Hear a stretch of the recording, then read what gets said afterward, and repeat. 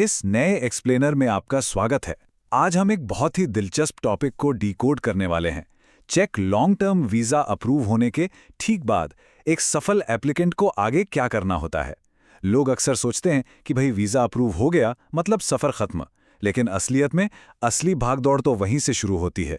तो चलिए बिना किसी देरी के सीधे इस प्रोसेस के अंदर चलते हैं और समझते हैं कि कागजी कार्यवाही का ये पूरा सिस्टम आखिर काम कैसे करता है। अब देखिए, इस सफर की शुरुआत होती है उस एक पल से जिसका हम सबको बेसब्री से इंतजार रहता है, चेक एम्बेसी से आने वाला वो बहुप्रतीक्षित अप्रूवल ईमेल। लेकिन सच बताऊं तो ये ईमेल आते ही जश्न मनाने से ज्यादा तुरंत एक्शन लेने का समय होता है, क्योंकि ये ईमेल आपकी लीगल एंट्री कंफर्म करने के लिए 60 दिनों का एक बेहद सख्त काउंटडाउन चालू कर देता है। एक तरह से कह सकते हैं कि रेस शुरू हो चुकी है और यहां हर एक दिन कीमती है। चीजों को एकदम क्लियर रखने के लिए हम इस पूरी प्रोसेस को 5 लॉजिकल स्टेप्स में बांटकर देखेंगे। शुरुआत करेंगे अप्रूवल के माइलस्टोन से, फिर चेक हेल्थ इंश्योरेंस के पेज समझेंगे, उसके बाद पासपोर्ट सबमिशन, फिर DVR एंट्री वीजा और आखिर में अराइवल और MOI रजिस्ट्रेशन। तो आइए सबसे पहले और सबसे अहम पड़ाव की तरफ बढ़ते हैं, अप्रूवल का माइलस्टोन। जैसे ही आपको हरी झंडी मिलती है, आपके पास अपने डॉक्यूमेंट्स सबमिट करने के लिए एकदम फिक्स्ड 60 दिन होते हैं।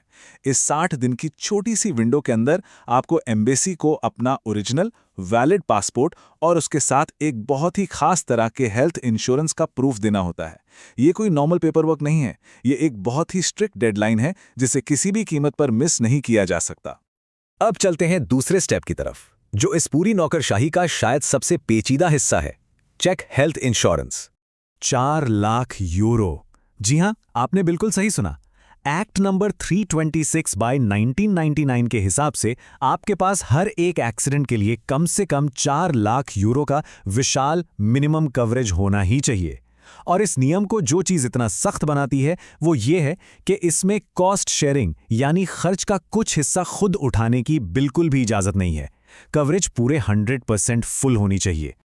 और ये इंश्योरेंस आप किसी भी रैंडम कंपनी से नहीं ले सकते। ये एक ऑथराइज्ड चेक प्रोवाइडर से ही होना चाहिए, जैसे कि PVZP, मैक्सिमा, स्लाविया या SV सिजनांजी। लेकिन सबसे हैरानी की बात बताऊं, आमतौर पर कोई भी इंश्योरेंस कंपनी जानबूझकर किए गए काम या नशे की हालत में हुए एक्सीडेंट्स को कवर नहीं करती। लेकिन यहाँ नियम बिल्कुल उल्टे हैं। इस पॉलिसी में जानबूझकर किए गए काम, आपसी लड़ाई झगड़े या यहाँ तक कि शराब और ड्रग्स के नशे में हुए एक्सीडेंट्स के लिए भी कवरेज को बाहर नहीं किया जा सकता है ना। एकदम अलग नियम। यहाँ एक और बड़ा ट्विस्ट है, आपके रहने के समय के हिसाब से इंश्योरेंस की ज़रूरतें भी बदल जाती हैं। पहले 90 दिनों के लिए तो आपका काम इमरजेंसी या बेसिक इंश्योरेंस से चल जाएगा, लेकिन उसके बाद आपको विदेशियों के लिए खासतौर पर बना कॉम्प्रिहेंसिव मेडिकल इंश्योरेंस लेना ही पड़ेगा। मतलब सिस्टम शुरुआत में थोड़ी ढील देता है, लेकिन लंबे समय के लिए सेफ्टी के साथ कोई समझौता बर्दाश्त नहीं किया जाता। चलिए मान लेते हैं आपने वो जटिल इंश्योरेंस वाला हिस्सा पार कर लिया। अब तीसरा कदम है अपने पासपोर्ट को एम्बेसी में सबमिट करना। यहाँ टाइमिंग ही सब कुछ है। कलेक्शन के नियम बहुत ही फिक्स्ड हैं। अगर पासपोर्ट सुबह 11 बजे से पहले जमा कर दिया तो उसी दिन दोपहर 3 से 4 बजे के बीच वापस मिल जाएगा।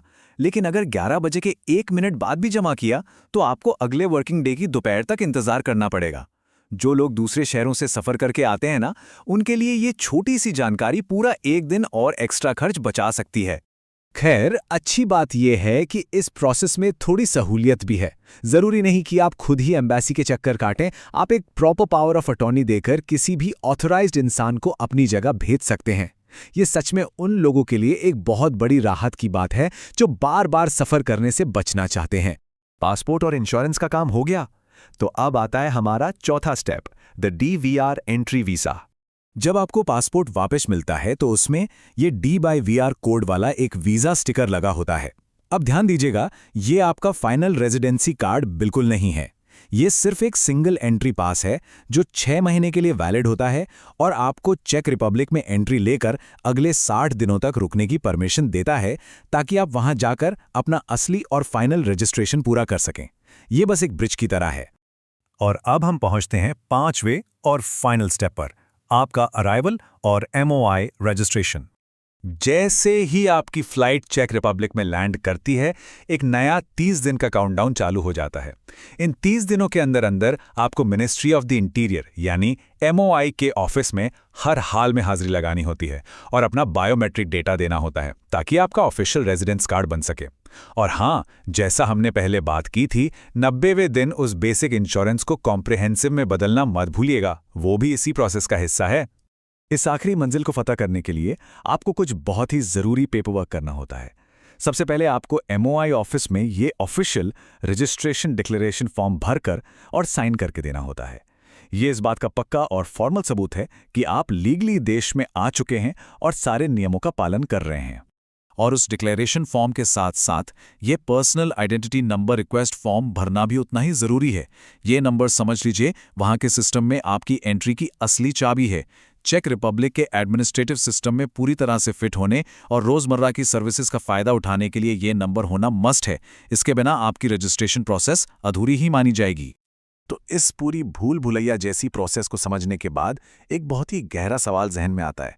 क्या असली बॉर्डर हम तब पार करते हैं जब अपने देश की एम्बेसी में पहली बार पेपर जमा करते हैं, या फिर तब जब विदेश पहुंचकर मिनिस्ट्री ऑफ द इंटीरियर के दफ्तर में वो आखिरी फॉर्म साइन करते हैं? वीज़ा तो बस एक शुरुआत है ना? असली एंट्री तो इस पूरी कागजी कार्यवाही को पार करने के बाद ही होती है। खैर, उम्मीद है कि इस एक्सप्लेनर ने इस पूरे सफर को आपके लिए काफी आसान बना दिया होगा। चलिए आज चेक रिपब्लिक के OMPM-VCR की बायोमेट्रिक रेजिडेंस परमिट प्रक्रिया की बारीकियों को गहराई से समझते हैं। ये पूरा सफर अपॉइंटमेंट बुक करने से लेकर कार्ड हाथ में आने तक 5 अहम चरणों में बटा है। शुरुआत बुकिंग से होती है। इसे ऑनलाइन FRS पोर्टल या टेलीफोन के जरिए बुक करना एकदम अनिवार्य है। फोन से बुकिंग के लिए ये आधिकारिक हेल्पलाइन नंबर बेहद काम का है। इसी से तारीख पक्की होती है। कॉल करने से पहले अपना पासपोर्ट, पता और एप्लीकेशन नंबर तैयार रखना एक बहुत ही स्मार्ट कदम है। बुकिंग सफल होते ही तुरंत एक कंफर्मेशन SMS आता है जिसमें सटीक तारीख और समय लिखा होता है। अब आते हैं अपॉइंटमेंट वाले दिन पर। ठीक 30 मिनट पहले टच स्क्रीन मशीन पर आवेदक का नाम चमकने लगता है। लेकिन जरा ध्यान दें, मशीन का समय हमारी घड़ी से 1-2 मिनट आगे पीछे हो सकता है। यह आधिकारिक चेतावनी है। इसी वजह से किसी भी हड़बड़ी से बचने के लिए 15 मिनट पहले पहुंचना सबसे सुरक्षित माना जाता है। वहां पहुंचकर मशीन में भाषा चुननी है, ऑनलाइन रिजर्वेशन पर क्लिक करना है और बस अपना नाम ढूंढना है। नाम चुनते ही सिस्टम एक टिकट प्रिंट करता है, जैसे B123। ये टिकट सीधे कॉलिंग सिस्टम से जुड़ा होता है। अब वेटिंग रूम की स्क्रीन पर नजरें गड़ाए रखनी हैं ताकि सही काउंटर नंबर का पता चल सके। नंबर आते ही सीधा काउंटर पर जाना होता है। यहाँ डेटा संग्रह का काम 10-15 मिनट में हो जाता है। चलिए देखते हैं कि इस बायोमेट्रिक्स काउंटर पर ये 4 छोटे लेकिन बेहद महत्वपूर्ण चरण कैसे पूरे होते हैं। शुरुआत में सिस्टम वेरिफिकेशन के लिए बस अपना पासपोर्ट और मौजूदा रेजिडेंस कार्ड अधिकारी को सौंपना होता है। फिर फोटो की बारी। कैमरे में सीधा देखना है, बिल्कुल नहीं मुस्कुराना, और चेहरे से बाल हटाकर रखना है। इसके बाद उंगलियों और अंगूठे को इस डिजिटल ग्लास स्कैनर पर रखना होता है। अधिकारी इसमें पूरी मदद करते हैं। और अंत में नए कार्ड के लिए एक डिजिटल स्टाइलिस से इलेक्ट्रॉनिक पैड पर हस्ताक्षर करने होते हैं। सब होने के बाद एक कंफर्मेशन रिसीट मिलती है। फिर कार्ड पिकअप की तारीख तय करके काम खत्म। नया चमकदार बायोमेट्रिक कार्ड लेने के लिए अगला अपॉइंटमेंट आमतौर पर 2 से 3 हफ्ते बाद का मिलता है। लेकिन एक बात हमेशा याद रखनी है, इस कार्ड को कलेक्ट करने की 60 दिनों की सख्त कानूनी समय सीमा है। पर सोचिए, अगर ये सख्त डेडलाइन पार हो जाए और कार्ड हाथ में ना हो तो आगे क्या होगा?